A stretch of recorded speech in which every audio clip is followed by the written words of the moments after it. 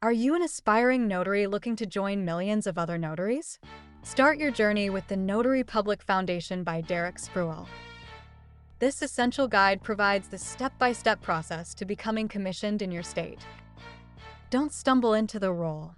Walk into it with confidence. Grab your copy of the Notary Public Foundation by Derek Spruill on Amazon today.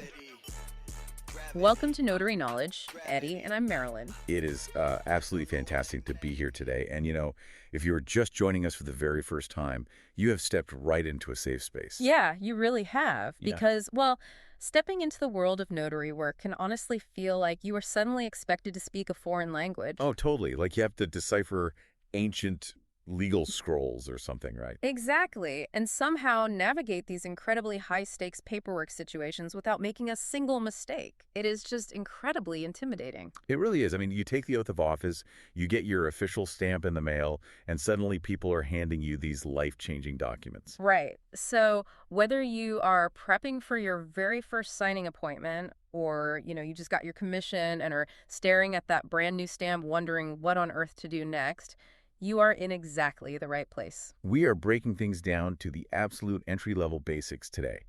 We want you to learn the ropes without feeling overwhelmed. Yeah, and in our previous sessions, we have tackled the foundational elements of identity verification. Right. We spent a lot of time discussing how to check an ID, what counts as satisfactory evidence, things like that. Exactly. Just making absolutely sure the person standing in front of you is exactly who they claim to be.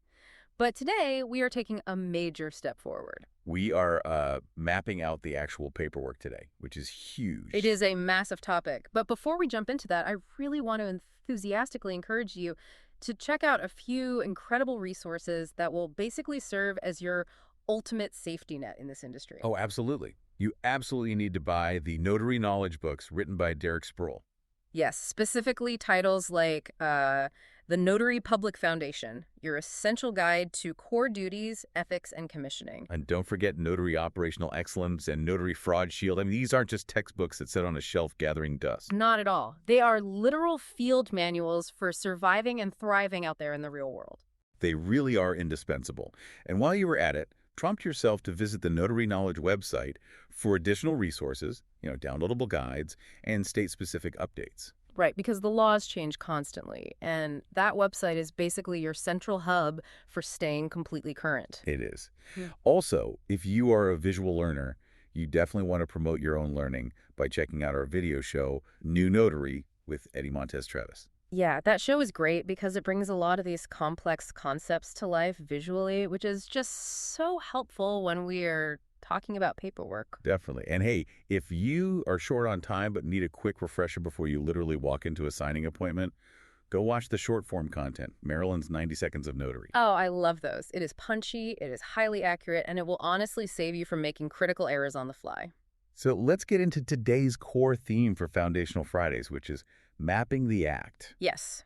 Specifically, we are tackling the monumental and honestly often confusing showdown between venue and county of residence. This is such a big one. It is. And, think of your county of residence as your home base, right? But the venue is your live GPS pin drop. I love that analogy. It is so visual. Thanks. Because getting these two confused can literally blow up a real estate transaction, like completely destroy it. It really can. That single administrative detail, the venue, is the absolute linchpin of jurisdictional integrity in real estate law. So if the GPS pin drops in the wrong state or the wrong county on that piece of paper, what happens? Well, the legal system basically assumes the document is entirely invalid. It just fails to enter the public record properly. Wow. So today, our entire mission is to make sure you never make that mistake. We are going to take a quick commercial break, but stick around because when we come back, we are breaking down the anatomy of a notarial certificate. And we are back. So before the break, we were talking about how crucial the venue is. But to understand the venue, you first have to deeply understand the ecosystem it lives in. Right, the notarial certificate itself, because Right. when someone hands you a document, you aren't just randomly stamping a blank page. Exactly. You are interacting with a very specific piece of text. Every single notarial certificate, whether it is printed at the very bottom of a document or attached as a separate loose piece of paper, is made up of three core parts. Okay, so let's think about it structurally. Walk us through the parts. Sure. So the head is the venue, which tells us exactly where the act is happening. The body is the notarial wording itself. So that's the narrative that tells us what the notary did, like taking an acknowledgement or administering a jurat. You got it. And then the feet, well, that is the notary's official signature and seal, proving who performed the act. Okay, so it's where, what, and who. But here's something that trips up a lot of novices, and honestly, it tripped me up when I first started looking at these forms. What's that? Why is the certificate considered entirely separate from the rest of the document? Like, the document itself could be talking about selling a multi-million-dollar commercial property, right? Yeah. Or setting up a complex family trust fund. Right, a massive legal document. Yeah, but the certificate is just this little administrative box at the end. So why is there such a hard line between the two? Well, that separation is incredibly important because it defines the entire scope of your job. As a notary, you are authenticating the signatures on the document and the willingness of the signer. You're not authenticating the document itself. No, absolutely not. You are not authenticating the legality, the fairness, or the factual accuracy of the document's contents. The certificate is your domain. Okay, let me push back on that for a second. Let's say a client brings me a 50-page legal contract for a commercial real estate deal. Okay, pretty common scenario. And it's full of complex financial terms, fluctuating interest rates, obscure zoning laws, all of that. If my seal is going on the back of this massive packet, are you telling me I don't need to read that whole thing before I notarize it? That is exactly what I'm telling you. In fact, you really shouldn't be evaluating the contents at all. Wait, really? Not even a quick skim to make sure it's legal? Nope, because you are not an attorney. And if you start reading the document, interpreting it, explaining legal terms, or telling a client whether a contract seems fair or not, you are crossing a very dangerous line. Into the unauthorized practice of law, right? Exactly, which is a massive violation. You act as an impartial fraud deterrent. Your focus is strictly on the mechanics of the signing. So I just verify the identity of the signer using a valid government-issued ID and ensure they're signing willingly. Yes, willingly and without visible coercion. Yeah. And that you complete your certificate accurately. That is the absolute boundary of your authority. So my entire professional responsibility lives inside that little certificate block at the end of the document. Yep. The 50 pages before it are none of your business. But those 50 words in the certificate are your entire universe. That is so wild to think about. Your universe is the certificate? Precisely. Let's look at the Arkansas guidelines, for example, just because they provide a really clear illustrative baseline that applies to almost every state in the country. Okay, what do they require for a complete certificate? Well, to have a legally viable certificate in Arkansas, it must contain your official signature exactly as it is on file with the Secretary of State and a clear, readable impression of your official seal. And the venue, obviously. Right. The correct venue, the exact date of the notarial act, and a narrative of the act, like the body wording that says something like, subscribed and sworn to before me. Or acknowledge that they executed the same. Exactly. And here's the kicker. If you leave blanks in that certificate, it is a fatal error. Wait, fatal in what sense? Like, does the document just get sent back to you for a quick fix? Fatal in the sense that the document will be outright rejected by whoever's receiving it. A county clerk, a bank auditor, a judge in a court of law. They will toss it. Just for a blank space. Yes, because leaving a blank space in a certificate is the equivalent of handing a stranger a signed blank check. Oh, wow. I never thought about it like that. Yeah, if you leave the date blank or the name of the signer blank, someone else could easily write in fraudulent information after you leave the room. Right. They could write in a different name or backdate the document to make it look like it was signed before a certain legal deadline. Exactly. Therefore, a certificate with blank spaces is considered legally void because it has entirely lost its integrity. That brings up a really crucial point about the order of operations. When you are sitting at the table with the signer, the timeline of what you do and when you do it matters immensely. It is arguably the most important procedural habit a novice can build. It prevents so much heartache down the line. So what is the golden rule of the ceremony? The rule is this.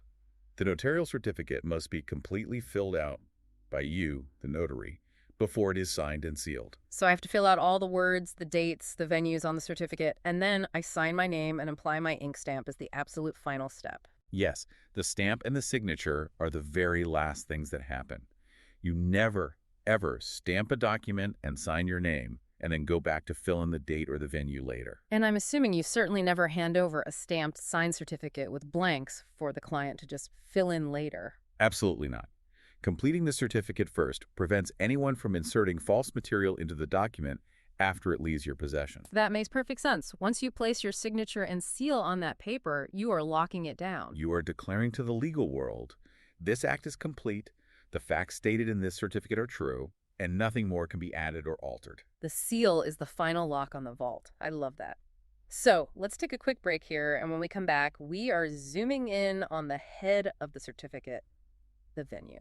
Welcome back to Notary Knowledge. So we've covered the anatomy of the certificate, right? The head, the body, the feet. Right, and we know that we are responsible for every single pen stroke inside that box. So let's talk about the venue, which is arguably the most misunderstood part of this entire process. It really is.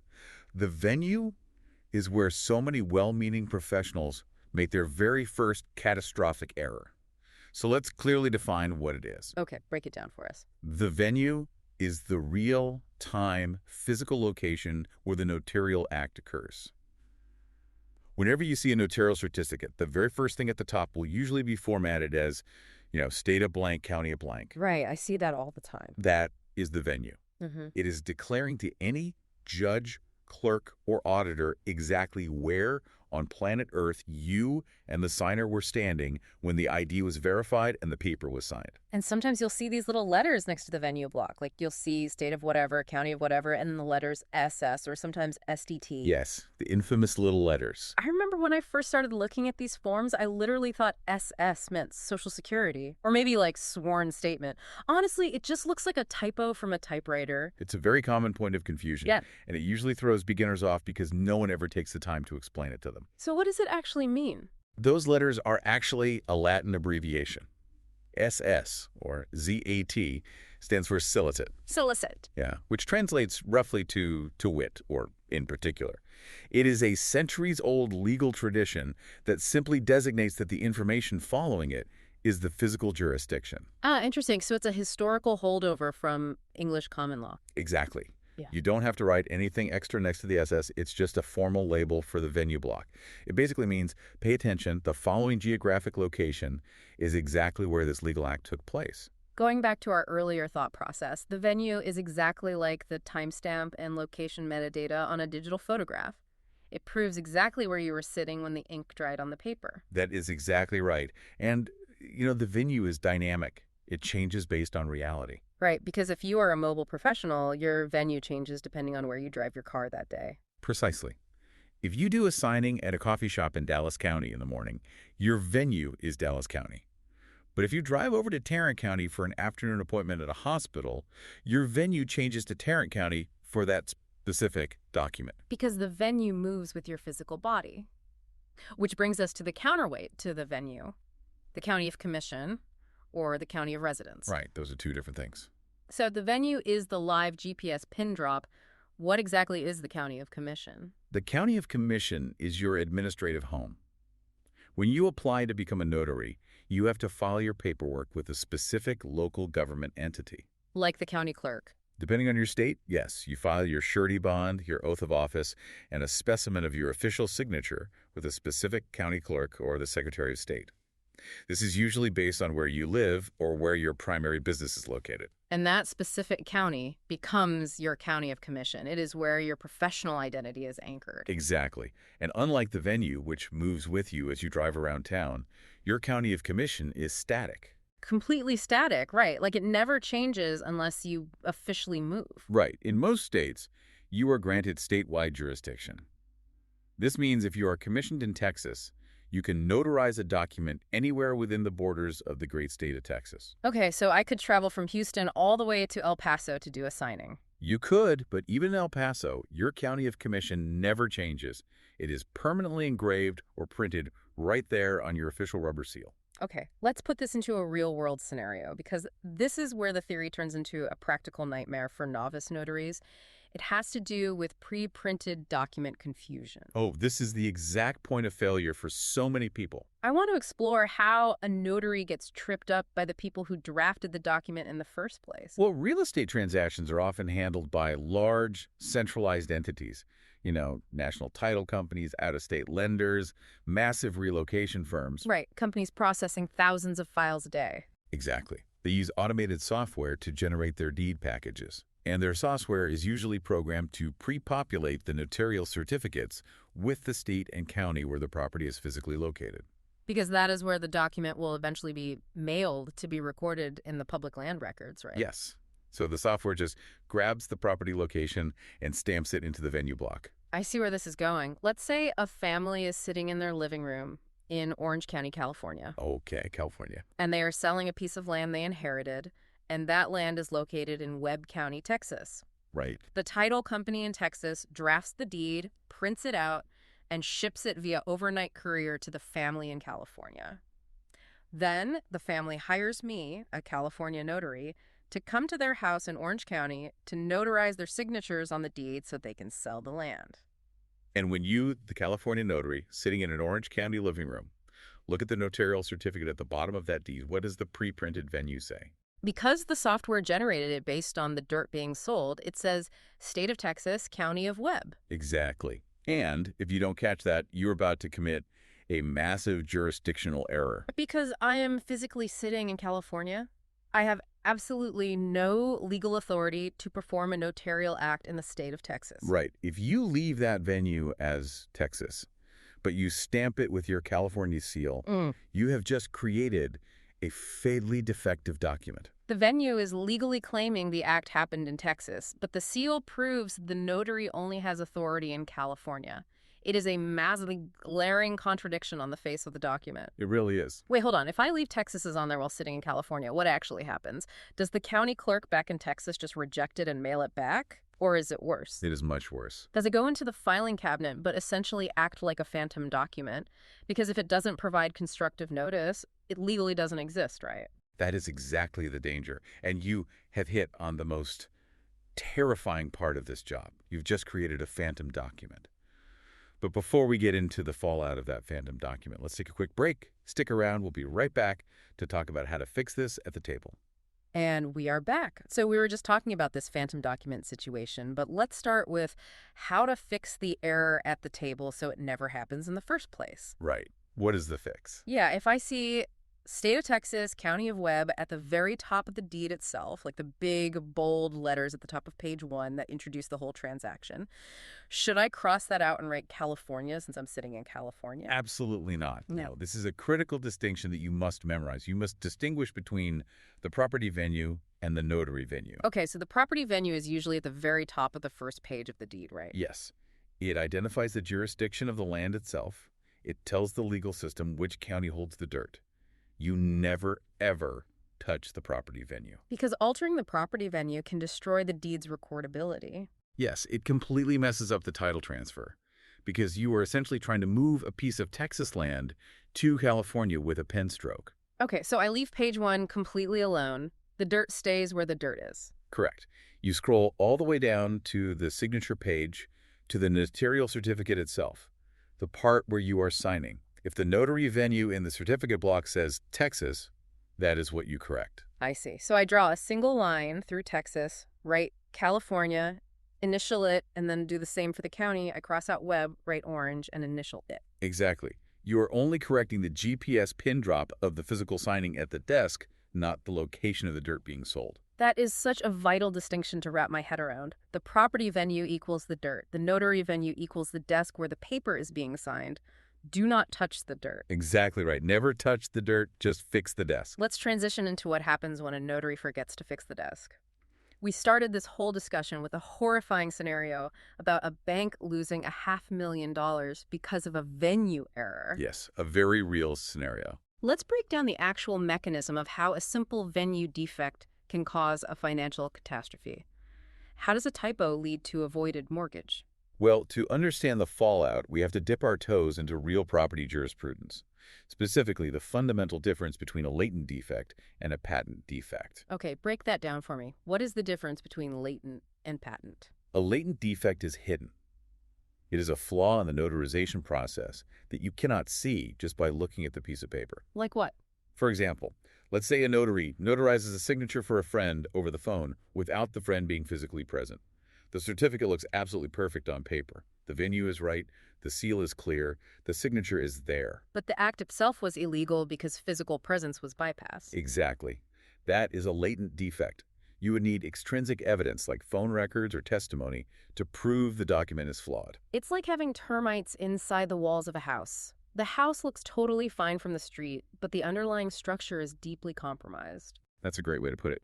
A patent defect, on the other hand, is an obvious facial error.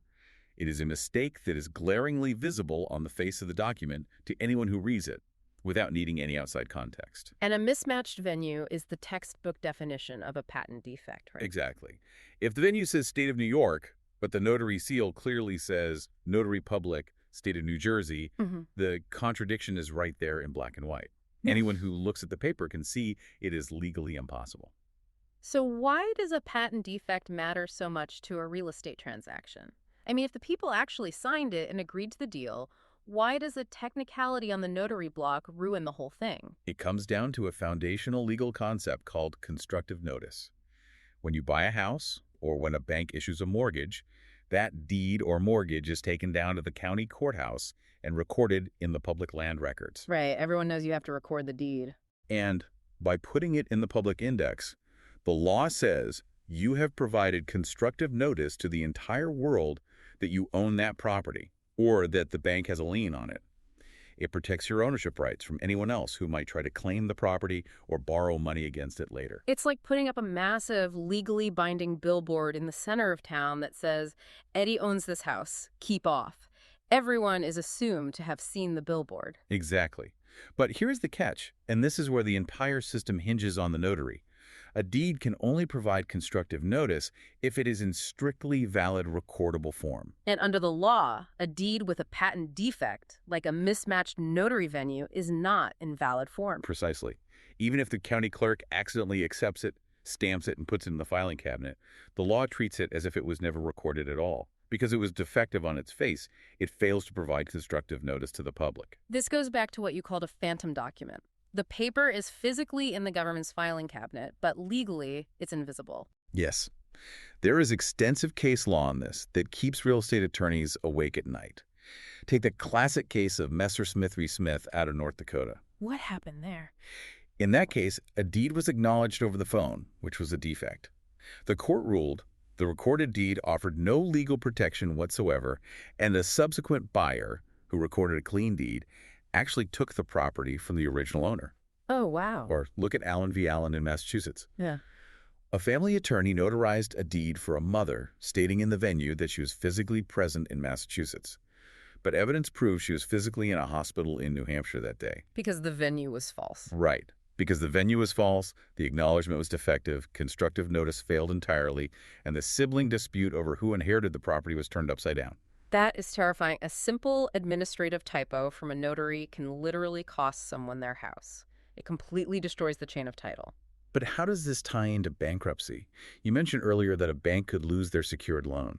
The downstream financial liabilities are staggering, especially for lenders. Let's talk about Section 544A3 of the U.S. Bankruptcy Code. This is known in the legal world as the strong-arm clause. The strong-arm clause? That honestly sounds like a mafia shakedown. It basically is if you are a bank holding a defective mortgage. When a person files for bankruptcy, a bankruptcy trustee is appointed by the court to manage their assets and pay off as many creditors as possible. Okay, makes sense. The strong-arm clause gives the trustee the legal power of a hypothetical bona fide purchaser. This means the trustee has the power to look at the public record and challenge any liens on the property. Oh, so if the bankrupt person has a mortgage on their house, but that mortgage document has a patent defect, Like a wrong notary venue that says Texas instead of California. the trustee can point to that defect and say, this mortgage fails to provide constructive notice, therefore I am treating this property as if it has no mortgage on it. Exactly. Walk me through the exact mechanics of what happens next. The trustee points out the error. What happens to the bank's mortgage? The trustee uses their strong-arm powers to completely void the bank's lien on the property. The bank's secured mortgage, which was safely backed by the physical house, is suddenly stripped away and turned into an unsecured claim. Wow. And an unsecured claim is just like a massive credit card debt, right? Exactly. The bank completely loses their right to foreclose on the house. Instead of taking the house to recoup their $500,000, they are thrown into the general pool of unsecured creditors, where they might get pennies on the dollar. The bank faces a massive financial loss, sometimes hundreds of thousands of dollars, all because the notary didn't cross out Texas and write California. And when a bank loses $500,000 because of a venue typo, they aren't just going to shrug and walk away. Who do they come looking for? They look directly at the title company that insured the transaction, and the title company's lawyers look straight at the notary who stamped the paper. Notaries can be held personally liable for damages caused by their negligence. Absolutely. In Arizona, for instance, the state law imposes a $5,000 statutory penalty, or triple actual damages, on anyone who causes an invalid document to be recorded. If you are the notary who caused the patent defect that led to a voided mortgage, you are absolutely in the crosshairs of that liability. This is exactly why Derek Sproul's Notary Fraud Shield and Operational Excellence books are required reading. You have to protect yourself by understanding the gravity of what you were doing. You really do. So let's say a notary realizes they messed up the venue. They get home, look at a copy of the document, and realize they left the wrong state on the certificate. How do they cure the defect before it blows up a real estate deal? The absolute best, most legally bulletproof cure is a complete renotarization. You have to physically meet with the signer again, print a fresh certificate, have them acknowledge their signature again in your physical presence, and fill out the venue correctly from scratch. But what if meeting them again is impossible? What if they flew back to Europe the next day? Can I just cross it out on the paper after the fact, or send the title company an email saying, hey, fix that for me? That depends entirely on your state laws, and this is where you must intimately know your specific jurisdiction. In states like Texas or Arkansas, if you catch a paper error quickly, the notary is sometimes allowed to draw a line through the mistake, write the correct venue, and initial it. Okay, but what about other states? Well, if you are commissioned in California or Florida, you are strictly prohibited from correcting a certificate once the notarization is complete and the signer has left your presence. Really? So if you make a mistake in Florida or California, you cannot just fix it with a pen later? No, you cannot mail an amended certificate. You must start over and re-notarize, period. That is a harsh but necessary reality check. Attention to detail is simply not optional in this profession. We are going to take our final commercial break, and when we come back, we're going to dive into some real-world field scenarios. Stay with us. Welcome back. So before the break, we were talking about venue mistakes. Let's shift gears slightly. We get a lot of questions from folks who are out there in the trenches, dealing with situations that are never as clean as the textbook examples. Yes, I love this segment. I want to walk through some real-world scenarios from novice notaries facing tricky, weird, or confusing situations. Good question. What would you do? Awesome. I love looking at these field scenarios because they highlight how diverse the laws are across different states. What is our first scenario? Scenario 1 comes from Dominic in Nevada. Dominic is asking about the physical ink on his stamp. He wants to know what kind of seal he can use in Nevada. He says, can I use one of those fancy metal embossers that crimps the paper? Or what about a colored ink pad, like purple or red, to make my seal stand out? Good question, Dominic. If we look directly at Nevada law, specifically NRS 240.040, the rules are very clear and very specific about the mechanics of the seal. Nevada requires a mechanical or rubber stamp that produces a legible imprint. But the key phrase in the statute is that the imprint must be in indelible, photographically reproducible ink. Photographically reproducible. Why is that specific phrasing so important? Think about how real estate and legal records are stored. In the old days, documents were filed in physical cabinets. Then we moved to microfiche. Now, every single document recorded at a county clerk's office goes through a high-speed digital scanner. Right, everything is digitized. If a document goes through a scanner or a black and white photocopier, the seal has to show up clearly on the digital image. Red ink or light purple ink often vanishes entirely when hit with the bright light of a scanner. Oh, wow. And if your seal vanishes on the scan, it looks like an unnotarized document in the public record. So standard black ink is always the safest route. Exactly. And what about the metal embosser that Dominic asked about, the one that crimps the paper to make a raised seal? Yeah, can you use that? An embossed crimp on a piece of paper is completely invisible to a camera lens or a flatbed scanner.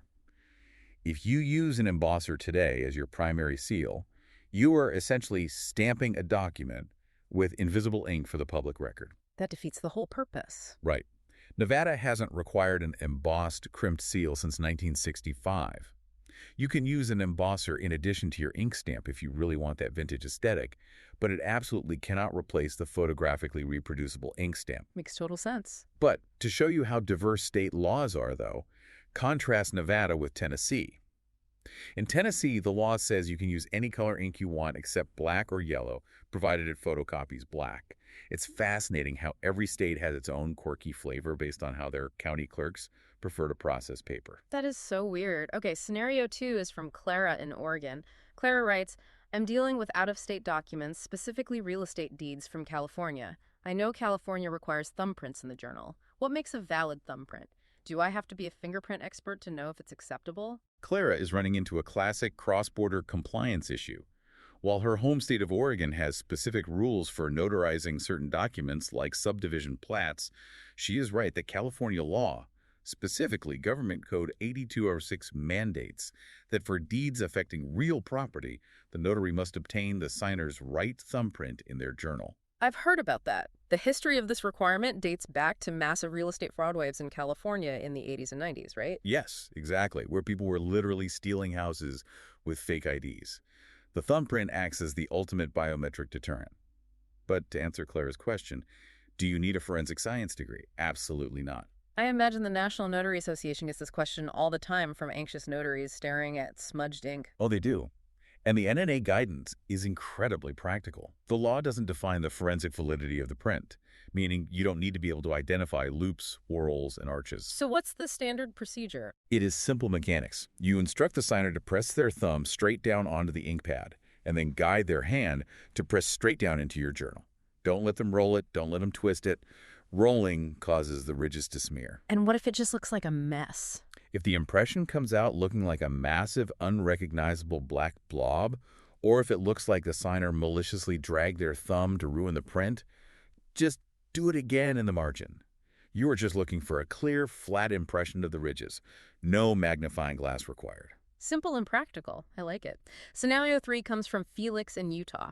Felix is asking about his planner or his notary journal. He asks, do I really need to buy and use a formal bound notary journal, or can I just keep track of my signings on sticky notes, a spiral notebook, or a digital spreadsheet on my phone? Felix, throw away the sticky notes immediately, just right now. Seriously. Utah just passed recent legislation, SB 139, which goes into full effect for new commissions starting in May 2026. This law formally requires the use of a proper sequential notary journal. And what exactly has to go inside this formal journal to make it compliant? The law dictates specific elements that capture the entire narrative of the signing: the date and time of the notarial act, the type of document being notarized, the type of ID used to verify the signer, the fee charged, and the actual physical signatures of the people appearing before you. And it has to be bound, right? Yes, the journal must be bound so that pages cannot be removed or inserted without it being obvious. And beyond just following the law, the journal is your ultimate liability shield. Let's play out a hypothetical. If you were dragged into court 3 years from now because someone claims their signature was forged on a deed, you aren't going to remember that specific Tuesday afternoon. Definitely not.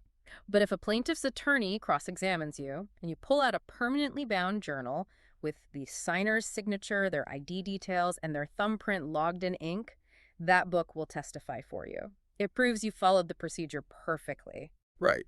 But if you walk into court with a handful of sticky notes or a spreadsheet that anyone could have edited yesterday, you will be destroyed on the stand. Your journal is your best friend. Exactly. Never cut corners on your journal. It is the only tangible proof of your diligence. All right. Scenario 4 is from Eva in Colorado. Eva has a complex geographical puzzle. Okay, let's hear it. She writes, I am dealing with an out-of-state vehicle title. A truck was originally bought in Colorado. It is currently titled in Arizona.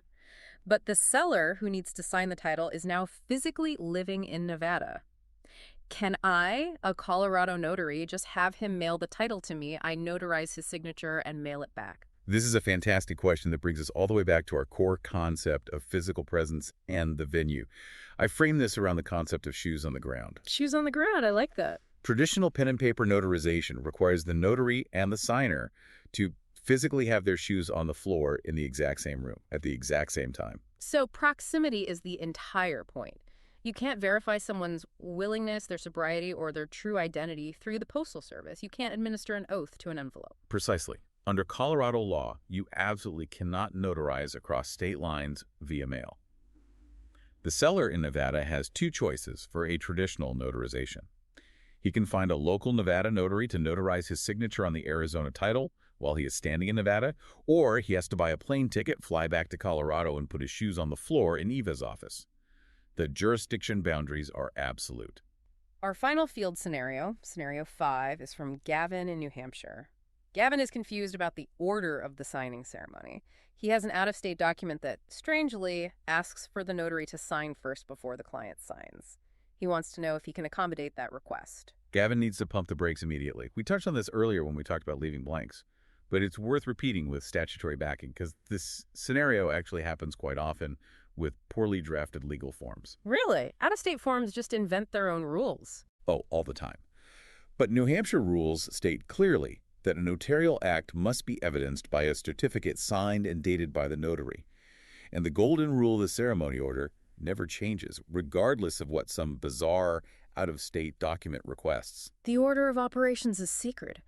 It's like sealing an envelope before you put the letter inside. It defeats the entire purpose of the security measure. Exactly. Let's break down the mechanics of an oath or an acknowledgement again. The notary must first identify the signer.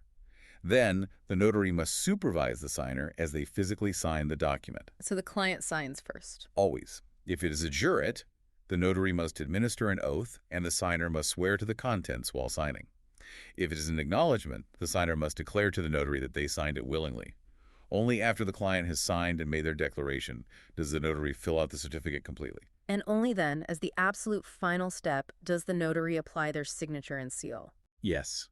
Stamping a blank document or signing out of order is a massive red flag and can lead to immediate commission revocation because you are attesting to an act that hasn't happened yet. Those were incredible questions, and they highlight just how many moving parts there are to this job. But everything we have talked about so far has been based on physical paper and physical presence.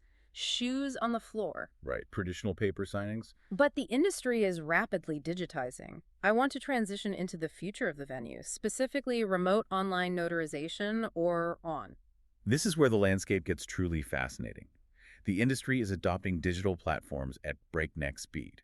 So the obvious question becomes, how does venue work when the notary is sitting in a home office in Missouri and the signer is sitting on their couch in Germany connecting via webcams? That completely breaks the whole GPS pin drop analogy, doesn't it? If the people are in two different places, sometimes thousands of miles apart, where does the pin drop? The legal framework had to adapt rapidly to answer that exact question. Let's use Missouri's Comprehensive House Bill 1655 as our ultimate guide here because it lays out the modern digital standards beautifully. Okay, what does Missouri say about the venue for RON? For RON, the law dictates that the venue is always the physical location of the notary. It does not matter if the signer is in another state, on a cruise ship, or in a foreign country. So if you are a Missouri remote notary and your shoes are on the floor in Missouri, your venue is Missouri. Correct. The jurisdiction remains physically anchored to the professional, even if the medium is digital. But because the physical presence is gone, because you can't look at their body language up close or touch their physical ID card, the technological security has to be massively amplified to compensate, right? Exponentially amplified. Missouri's strict tech requirements for RON are fascinating, and they show how serious states are about preventing digital fraud. You can't just use FaceTime or a standard Zoom link. Right, it has to be a specific platform. Exactly. The platform must feature secure, recorded, live audio-video communication. And the identity verification goes way beyond holding a plastic ID card up to a webcam. It requires multi-layered security. Walk me through those layers. How does a digital notary actually prove who is on the other side of the screen? First, there is usually a knowledge-based authentication process, or KBA, where the signer has to answer complex questions about their credit history that only they would know. Oh, like those questions about previous addresses or car loans. Yes. Then there is credential analysis, where the signer uploads their ID and specialized software digitally verifies the microprinting and security features of the ID card against a national database. Some platforms even use biometric identifiers, scanning the topography of the face on the webcam to match it to the photo on the ID. Wow. And what about the notary journal? I can't imagine a fully digital remote notary is sitting there writing in a physical paper book while typing on a keyboard. They maintain a highly secure electronic journal. And Missouri law demands that this e-journal must be securely backed up, and it must be retained for at least 10 years. Furthermore, the system must be cryptographically designed so that it does not allow sequence alterations. So you cannot go back and insert a missing entry from last week or delete a mistake you made yesterday. No, it is an immutable digital chain of custody. So ironically, the digital world, which we often think of as fast, loose, and easy to manipulate, actually requires more rigorous record keeping than the traditional paper world. Exactly. Because you lack the physiological context of being in the exact same room with someone, the electronic signature and the digital seal must be completely tamper-evident. The physical venue where you are sitting might be static, but the digital trail proving that the encounter happened securely is incredibly rigorous. That's the trade-off. The burden of proof shifts from the physical paper and the ink bound in a book to the cryptographic security of the digital file and the recorded video of the transaction. That is a wild thought, and it brings us right to the end of our session today. I want to leave you with a final, provocative thought to mull over as you build your career. I love this part. As we plunge deeper into this era of digital closings, remote online notarization, and even artificial intelligence, the traditional boundaries of our work are profoundly changing. They are shifting beneath our feet every single day. Think about AI quality control software. There are programs right now being used by massive title companies that scan huge closing packages in milliseconds, specifically looking for venue mismatches before the document is ever sent to a county recorder. The software catches the Texas versus California error instantly. Instantly. As this technology becomes the absolute standard, the traditional concept of a physical, geographically bound venue is being heavily tested. It raises an incredibly important question about the future of jurisdiction itself. Exactly. Will the physical boundaries of a notary's commission eventually dissolve entirely, creating a truly national, borderless notary credential where you can notarize anything, anywhere? Or will state lines become even more rigidly enforced by technology, using geolocation and IP tracking to ensure your digital seal locks down exactly where you are sitting down to the meter? It's a fascinating evolution, and it is something every novice notary needs to keep their eyes on as they navigate this profession. It is a highly dynamic industry, and staying rigorously informed is the only way to protect yourself and thrive. If today's exploration sparked a question, or if you run into a bizarre venue scenario out in the field that leaves you scratching your head, we want to hear from you. Yes, absolutely. Email your questions to Derek@DerekSpurl.com. We will try to answer as soon as possible at the end of our shows. I want to take a moment to acknowledge the incredible team that puts this all together. Our exec producer is Derek Spruill. Our lead writer is Marylyn Trotter. The amazing graphics are by Eddie Montes Travis, and the phenomenal music is by Thomas Bynum. The show is proudly produced by Magnificent Works Business Solutions. You've got the tools, you've got the knowledge. Now it's time to put it into practice out there in the real world. Remember, don't just be listeners of the knowledge, be doers of the knowledge. This is Notary Knowledge. Until next time.